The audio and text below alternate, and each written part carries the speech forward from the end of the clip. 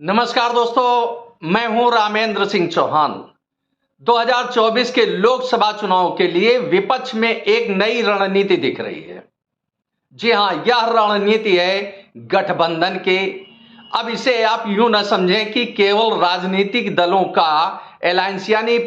Opposition का alliance है। इतना ही नहीं है, इसमें अपोजिशन के अलायंस में अब माफिया और उद्योगपति भी शामिल हो रहे हैं। अब यह उद्योगपति कौन है जिनके खिलाफ ईडी, प्रवर्तन निदेशालय, सीबीआई या इनकम टैक्स जैसी सरकारी केंद्रीय एजेंसियां उन पर छापे डाल रही हैं, उन पर दबाव बना रही हैं, और वह माफिया जिनके खिलाफ उत्तर प्रदेश सरकार और केंद्र सरकार ने एक संयुक्त यानी ज्वाइंट वेंचर बनाया है कि चाहे वह भ्रष्टाचार का हो या अपराध का हो, ना अपराधी को जीने देंगे, ना माफिया को जीने देंगे, ना भ्रष्टाचार करने वालों को जीने देंगे। तो अब इस तरह से उत्तर प्रदेश में एक नई रणनीति दिख रही है अपोजिशन अलायंस की। अपोजिशन अलायंस में पॉलिटिकल पार्टियां तो है ही, अब जो इनकम टैक्स, सीबीआई और इन्फोर्समेंट डिपार्टमेंट के सताए हुए यानी उन पर जो शिकंजा इन सरकारी एजेंसियों ने जिन उद्योगपतियों पर कसा है, वह उद्योगपति अब चाहते हैं कि किसी भी तरह से नरेंद्र मोदी की सरकार 2024 में लौटकर ना आए। इसके लिए वह अब विपक्ष के साथ खड़े हैं पूरी तरह से। और उत्तर प्रदेश में माफिया, खासतौर से अपराधी माफिया, वह जो अवैध खनन करते हैं या अवैध कारोबार हो, चाहे मादक पदार्थ का हो या अवैध खनन को हो या किसी भी तरह की सरकारी जमीनों पर कब्जे करने वाले हों, या जो भी माफिया हैं जिनके खिलाफ योगी सरकार शिकंजा कस रही है और उनके खिलाफ कानूनी कार्रवाई कर रही है, चाहे वह बुलडोजर चला करके उनकी संपत्तियों को नष्ट करना हो या प्रवर्तन निदेशालय उनकी संपत्तियों को जब्त कर रहा है। इस तरह से उत्तर प्रदेश में एक राजनीतिक नई रणनीति दिख रही है, चाहे वह माफिया हो, उद्योगपति हो, जो केंद्र सरकार, उत्तर प्रदेश सरकार की रणनीति से बेचैन है, परेशान है। इसके पीछे एक बड़ा कारण है कि यूपी ही केंद्र में सत्ता का द्वार खोलता है। उत्तर प्रदेश में सर्वाधिक, सभी स्टेट्स में देखें तो सर्वाधिक उत्तर प्रदेश में 80 लोकसभा सीटें हैं, और इन पर जो विजय पाता है वही केंद्र में सत्ता का द्वार खोलता है। अब 2019 के लोकसभा चुनाव में भारतीय जनता पार्टी को 62 सीटें मिली थी, जबकि उसके सहयोगी यानी उसके साथ चुनाव लड़ने वाले अपना दल को 2 सीटें मिली थी। इस तरह से कुल मिलाकर के 64 सीटें भारतीय जनता पार्टी के खाते में थी, जबकि विपक्ष में सबसे अधिक सीटें बहुजन समाज पार्टी को मिली थी और उसे लोकसभा में 10 सीटें मिली थी। और यह सीटें बहुजन समाज पार्टी को और भारतीय जनता पार्टी अपना दल को केवल उत्तर प्रदेश में इतनी सीटें मिली थी। उत्तर प्रदेश में 80 लोकसभा की सीटें हैं। तो इस तरह से देखें तो 2019 के लोकसभा चुनाव में विपक्ष, चाहे वह कांग्रेस हो, समाजवादी पार्टी हो या अन्य विपक्षी दल हैं, वह हाशिए पर खड़े नजर आए। तो इसलिए अब विपक्ष पूरी तरह से चाहता है कि किसी भी हालत में भारतीय जनता पार्टी यानी नरेंद्र मोदी लौटकर वापस 2024 में सत्ता में ना आए, क्योंकि अगर 2024 में लोकसभा जीत करके नरेंद्र मोदी फिर से सरकार बना लेते हैं तो खास तौर से विपक्ष, जो भ्रष्टाचार में आकंठ डूबे हैं राजनीतिक दल और भ्रष्टाचार में जो डूबे हैं आकंठ उद्योगपति, जिनका जुर्म की नींव पर साम्राज्य खड़ा है, ऐसे अपराधी नहीं चाहते हैं कि किसी भी हालत में नरेंद्र मोदी लौटकर सत्ता में आए। अब विपक्ष का मानना है कि यदि भारतीय जनता पार्टी को यूपी में रोक दिया गया तो आगे कहीं भी वह आगे आकर के सरकार बनाने की स्थिति में नहीं होगी। भ्रष्टाचार की राह पर चलने वाले उद्योगपति, भ्रष्टाचार की राह पर, अपराध की राह पर चलने वाले माफिया किसी भी हालत में, किसी भी दशा में नरेंद्र मोदी को 2024 में लोकसभा नहीं पहुंचने देना चाहते हैं। इसीलिए विपक्ष का पूरा ध्यान इन दिनों उत्तर प्रदेश पे है, और उत्तर प्रदेश में 80 लोकसभा की सीटें हैं। 80 लोकसभा की सीटों में अब विपक्ष में घमासान मचा है, क्योंकि समाजवादी पार्टी उत्तर प्रदेश का एक बड़ा क्षेत्रीय राजनीतिक दल है। उसने 80 में से 65 सीटें तो अपने पास रख ली। अगर अलायंस होता है, समझौता होता है, तो 15 सीटों से अधिक विपक्ष के अपने सहयोगी दलों को नहीं दे सकता है, क्योंकि 65 सीटों पर समाजवादी पार्टी लोकसभा में तैयारी कर रही है। लोकसभा की 65 सीटों पर समाजवादी पार्टी तैयारी कर रही है। तो ऐसे में विपक्ष के लिए यानी समाजवादी पार्टी यानी अपोजिशन अलायंस के अन्य सहयोगी दलों के लिए केवल 15 सीटें बचती, जिसमें पश्चिमी उत्तर प्रदेश में राष्ट्रीय लोक दल यानी जयंत चौधरी के हिस्से में कुछ सीटें जाएंगी, तो वहीं कांग्रेस कुछ सीटें अपने हिस्से में लेगी। इस तरह से और बहुजन समाज पार्टी के लिए लालायित है सभी, चाहे वह अपोजिशन अलायंस हो। लेकिन खामोशी से भारतीय जनता पार्टी भी चाहती है कि मायावती यानी बहुजन समाज पार्टी अकेले यानी बसपा अकेले चुनाव लड़े, वह किसी के साथ गठबंधन में ना जाए। लेकिन कांग्रेस या अन्य विपक्ष के जो अपोजिशन अलायंस है वह चाहता है कि बहुजन समाज पार्टी उसके साथ आ जाए, गठबंधन में आ जाए, अपोजिशन अलायंस इंडी में आ जाए। लेकिन अभी तक मायावती ने कहीं कोई ऐसा पत्ता नहीं खोला है जिससे वो लगे कि मायावती यानी Bahujan Samaj party opposition alliance के साथ जा रही है। पिछले यानी 2019 के लोकसभा चुनाव पर नजर डालें तो 51% से अधिक भारतीय जनता पार्टी का वोट प्रतिशत था, जबकि बहुजन समाज पार्टी का करीब 19.5% वोट बैंक था यानी वोट प्रतिशत था। तो इस तरह से भारतीय जनता पार्टी के बाद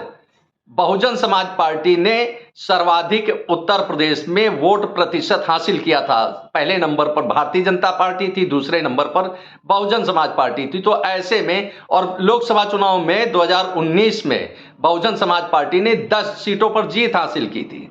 तो ऐसे में बहुजन समाज पार्टी किसी के साथ अलायंस में जाकर सिर्फ अपना नुकसान करेगी, और यह भली भांति मायावती समझती हैं। शायद इसीलिए वह बार बार बुलाने के बावजूद बार बार इंडिया अलायंस में शामिल होने के लिए यानी अपोजिशन अलायंस में शामिल होने के लिए बार बार उनको न्योता भेजा गया, लेकिन मायावती ने ना तो कोई जवाब दिया, ना कोई प्रत्युत्तर दिया, ना कोई सहमति दी।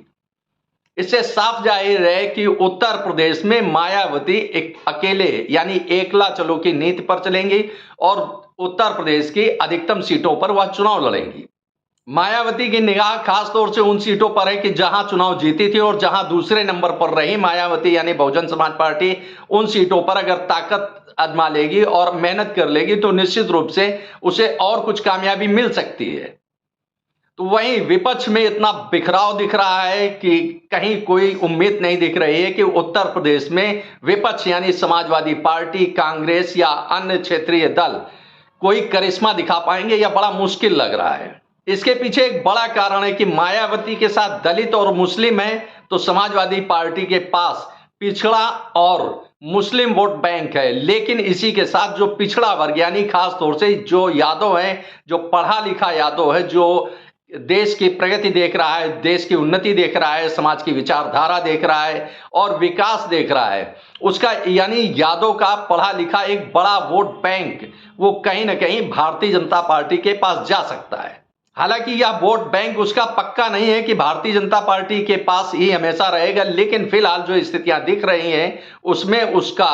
भाजपा के साथ यानी नरेंद्र मोदी के साथ जाना करीब करीब तय दिख रहा है। और इसी के साथ कांग्रेस का अपना कोई वजूद तो है नहीं उत्तर प्रदेश में, लिहाजा वह हाथ पैर मार करके किसी भी तरह से कुछ सीटें अपोजिशन अलायंस के नाम पर लेना चाहती है। लेकिन अपोजिशन अलायंस उसे यानी समाजवादी पार्टी, बहुजन समाज पार्टी या पूर्वांचल में देखें तो सुहेल देव भारतीय समाज पार्टी यानी ओम प्रकाश राजभर की पार्टी कितना समझौता कहां किस दल से करती है, या तो एक अलग बात है। फिलहाल राजभर भारतीय जनता पार्टी के साथ है, लेकिन कब कौन किसके साथ रहेगा यह कहा नहीं जा सकता है, क्योंकि सत्ता की मलाई तो चाहे वह ओम प्रकाश राजभर हो या कोई अन्य राजनीतिक दल हो, उसे सत्ता की मलाई चाहिए ही। अब जो अपोजिशन अलायंस के साथ उद्योगपति माफिया आना चाहते हैं, जो गठजोड़ में शामिल हैं, तो उद्योगपति कोई चुनाव तो नहीं लड़ सकते हैं और ना चुनाव में कोई बड़ी भागीदारी कर सकते हैं, लेकिन संसाधन जुटा सकता है उद्योगपति अपोजिशन अलायंस के लिए।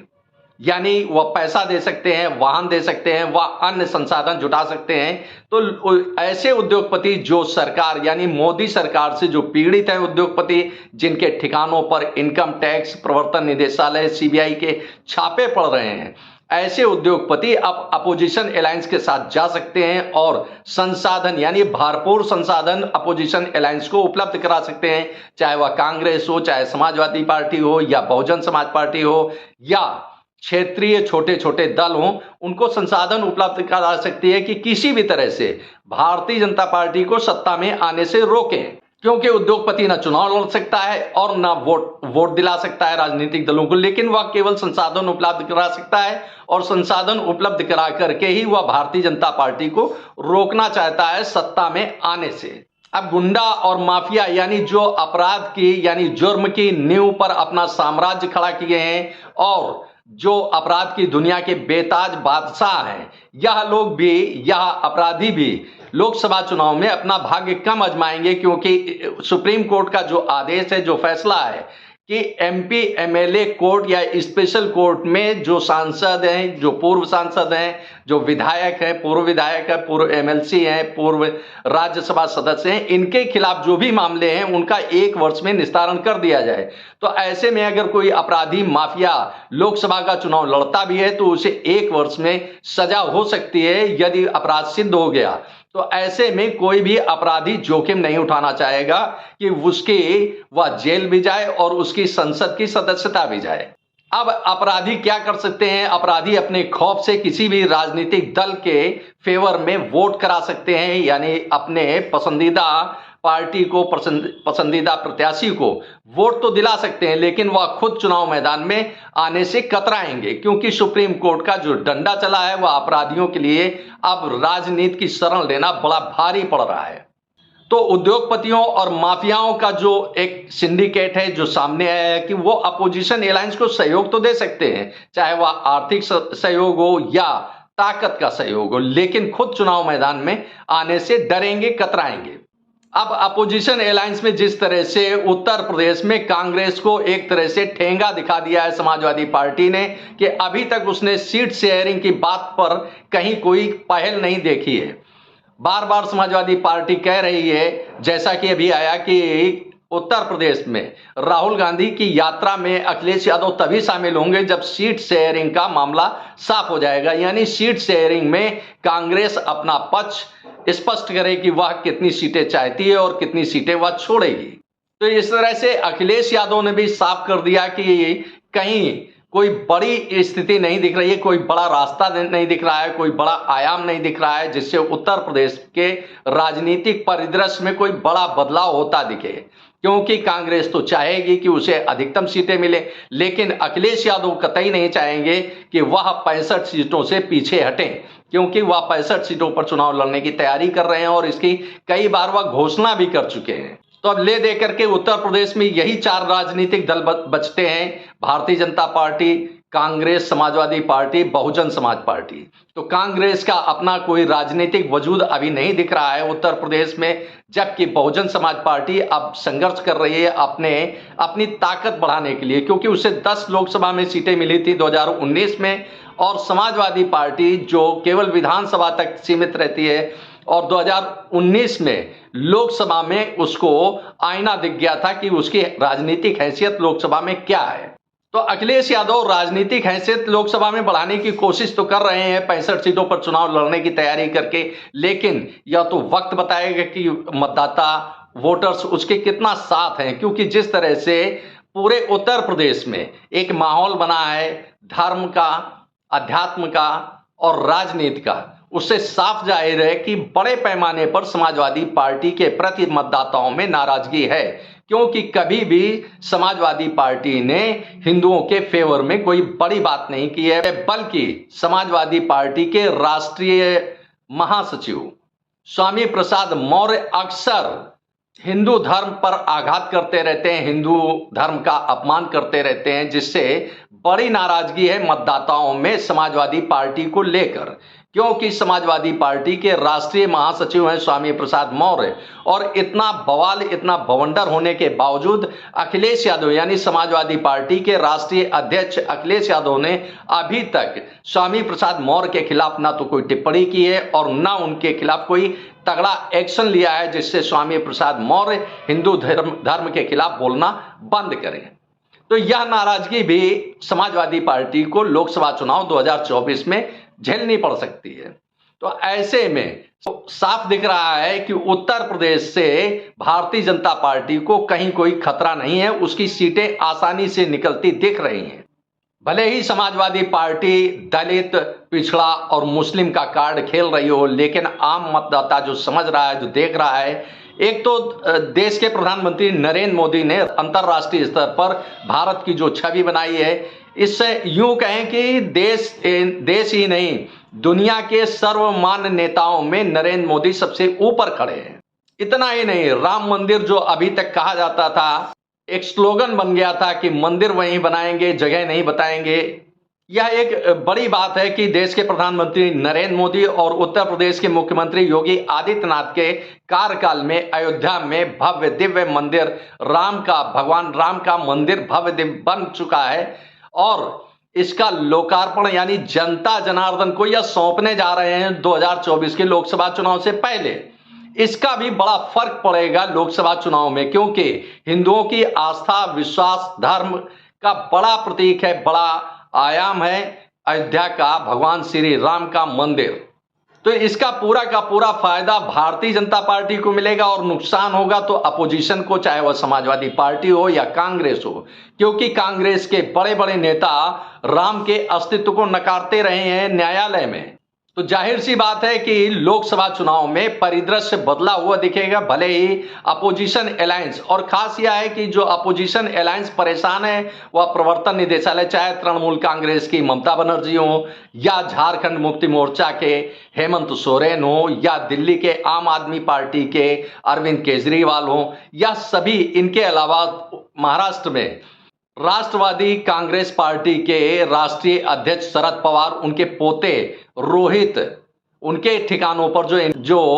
प्रवर्तन निदेशालय की छापेमारी हुई है, तो यह सभी यानी अपोजिशन अलायंस के बड़े बड़े नेता परेशान हैं और किसी भी तरह से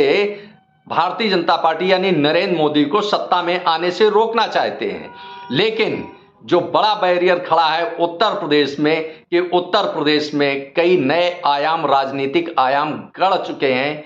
अब ऐसे में यही कहा जा सकता है कि भारतीय जनता पार्टी ने पॉलिटिकल जो एक ऑरा बनाया है, यानी राजनीतिक आभा मंडल जो गढ़ दिया है, उसे तोड़ना विपक्ष के लिए यानी अपोजिशन अलायंस के लिए बेहद मुश्किल है। अब अपोजिशन अलायंस भले ही ख्याली पुलाव पका ले कि भारतीय जनता पार्टी को वह सत्ता में आने से रोक लेगा, लेकिन अभी तो ऐसी कोई उम्मीद नहीं दिख रही है, ऐसा कोई चमत्कार नहीं दिख रहा है। वह एक अलग बात है कि 2024 के लोकसभा चुनाव परिणाम क्या होंगे। आपने इस वीडियो को देखा, आपको यह वीडियो कैसा लगा कमेंट बॉक्स में हमें अवश्य बताएं। वीडियो को शेयर करें। यदि आप हमारे चैनल पर नए हैं तो हमारे चैनल को सब्सक्राइब करें, जिससे हमारे आने वाले वीडियो, आने वाले नोटिफिकेशन आपको मिल सकें। दोस्तों, वीडियो को लाइक करना ना भूलें। आप लाइक करते हैं तो हमारा प्रोत्साहन होता है, हमारा मोटिवेशन होता है। आपने वीडियो को देखा, आपका बहुत बहुत धन्यवाद। Thank you. जय हिंद, जय भारत।